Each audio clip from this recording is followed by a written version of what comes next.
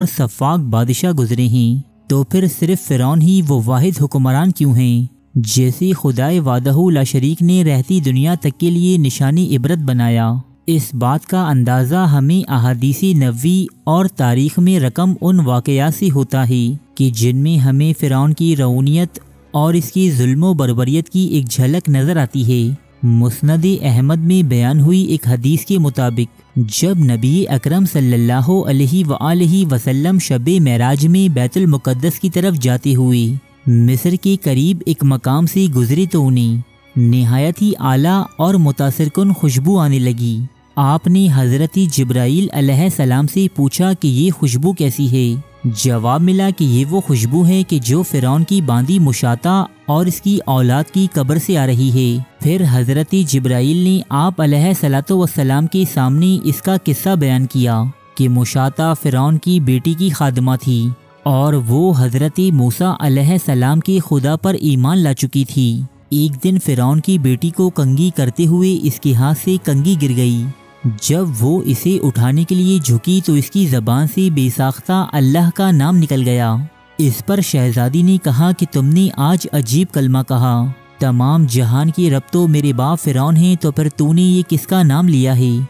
मुशाता ने जवाब दिया कि फ़िरौन रब नहीं बल्कि रब वो अल्लाह है जो मुझे, तुझे और ख़ुद फ़िरौन को रोज़ी देता है। शहजादी ने ये तमाम रौदात अपने बाप के सामने बयान कर दी।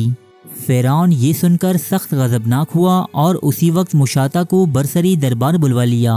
फ़िरौन ने इससे दरियाफ्त किया कि क्या तुम मेरे सिवा किसी और को रब मानती हो। मुशाता ने जवाब दिया कि मेरा और तेरा रब अल्लाह ताला ही है जो बुलंदियों और बुजुर्गी वाला है।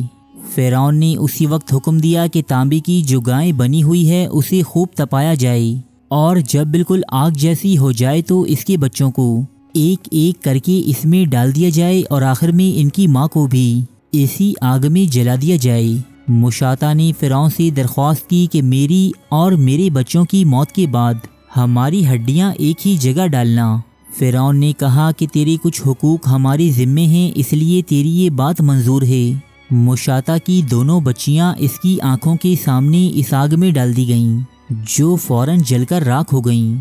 मुशाता का सबसे छोटा बच्चा इसकी छाती से लगा दूध पी रहा था। फ़िरौन के सिपाहियों ने इसे भी ना बख्शा और इसे घसीटते हुए तपती हुई आग में झोंक दिया और आखिर में इनकी माँ को भी इसी आग में जलाकर मार दिया गया। ये खुशबू की महकें उसी के जन्नती महल से आ रही हैं। मुस्नद अहमद। फ़िरौन जब ये मज़ालिम ढाने के बाद अपने घर पहुंचा तो वहां मौजूद इसकी बीवी हज़रत आसिया ने फ़िरौन को खूब लानत व मलामत की। दोस्तों, ये वही हज़रत आसिया हैं कि जिन्होंने अल्लाह के एक नबी हज़रत मूसा अलैहिस्सलाम की परवरिश की। आप हज़रत मूसा अलैहिस्सलाम के खुदा पर ईमान ला चुकी थीं, लेकिन फ़िरौन से अपना ईमान मख्फी रखती थीं। ताहम मुशाता और इसकी औलाद की इस दर्दनाक मौत पर आपकी ज़ब्त का बंधन टूट गया और आपने भी फ़िरौन को बबांगी दहल कहा कि मैं भी तुझे खुदा नहीं मानती, बल्कि तू तो एक आम इंसान है बाकी तमाम इंसानों की तरह। फ़िरौन ये सुनकर हैरान रह गया क्योंकि उसे हज़रत आसिया अलैहिस्सलाम से बेहद मोहब्बत थी। खुदा ने आपको बेपनाह हुस्न व जमाल से नवाजा था। तमाम मिस्र में हज़रत आसिया से हसीन कोई दूसरी औरत मौजूद न थी, इसीलिए फ़िरौन हज़रत आसिया अलैहिस्सलाम को बेहद अजीज़ रखता था।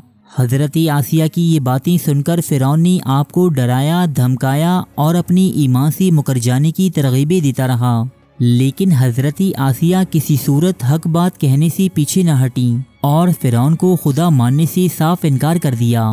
फ़िरौन अपनी महबूब बीवी के मुंह से ये तमाम बातें सुनकर ऐसा गज़बनाक हुआ कि इसने उसी वक्त दरबार मुनक्किद करने का हुक्म दिया। फ़िरौन ने अपने दरबारियों को मुखातिब करते हुए कहा कि मूसा ने मेरे खिलाफ बड़ी साजिश की, इसने मेरी बीवी को भी बहका दिया है। आज या तो मैं इस औरत को मार डालूंगा या फिर ये अपनी बात से पीछे हट जाएगी। लिहाजा इसने अपने सिपाहियों को हुक्म दिया कि वो मिस्र की मलिका हज़रत आसिया अलैहिस्सलाम को गिरफ्तार कर लें। दोस्तों, एक वक्त था कि जब महल के मुलाजिमीन और सिपाही हज़रत आसिया को नज़र उठाकर देखने से भी डरा करते थे, लेकिन आज वही मलिका मुजरिमों की मानंद दरबारी मिस्र में पेश हुई। फ़िरौन गोया हुआ कि तू इतने आलीशान महल में रहती है, दुनिया जहान की नेमतें तुझे मुयस्सर हैं, हज़ारों औरतों के दरमियान मैंने तुझे अपनी महबूबा बनाया, मैं ये सब नवाजिशें तुझसे छीन लूँगा, बेहतर यही है कि तू अपने इरादे से बाज आ जा और मुझे अपना रब मान ले। इस पर हज़रती आसिया ने जवाब दिया कि मैं एक खुदाए वादहू ला शरीक की रबूबियत पर ईमान ले आई हूँ, लिहाजा अब मैं पीछे नहीं हट सकती। ये सुनने के बाद फ़िरौन ने सबसे पहले बतौरी सज़ा आपको रुस्वा करने का फ़ैसला किया, लिहाजा इसने हुक्म दिया कि हज़रती आसिया के तन पर मौजूद तमाम कपड़े सरी दरबार उतार दिए जाएं।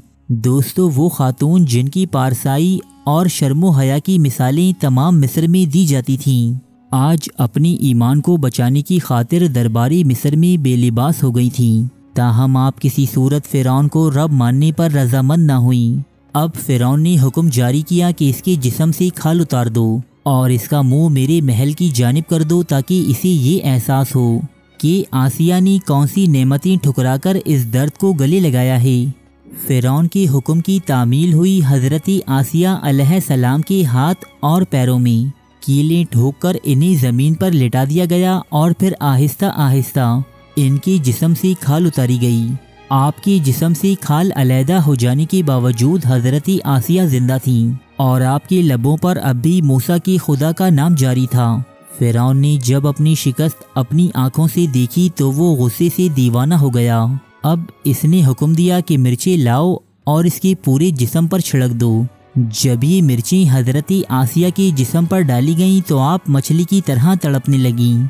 इस दर्द के आलम में आपने अल्लाह से दुआ की कि ए रब्बे कायनात, फ़िरौन के इस महल के बदले मुझे अपने पास एक घर अता फरमा और मुझे फ़िरौन के इस जुल्म जबर से निजात अता कर। ये अल्फाज अदा करते ही आपने अपनी जान अल्लाह रब्बुल इज़्ज़त की सुपुर्द कर दी। अल्लाह ताला ने हज़रती आसिया की ये दुआ मकबूल फरमाई। हज़रती अनस से ये रिवायत है कि हुज़ूर अकरम सल्लल्लाहु अलैहि वसल्लम ने फरमाया कि जन्नती औरतों में सबसे अफजल खुदैजा बिनते खुवैल्द, फ़ातिमा बिनते मोहम्मद, फ़िरौन की बीवी आसिया बिनते मज़ाहिम और मरियम हैं। दोस्तों, उम्मीद करते हैं कि ये वीडियो आपकी मालूमात में इजाफे का बाइस बनी होगी। अगर वाकई ऐसा है तो इसे लाइक और शेयर ज़रूर कीजिएगा।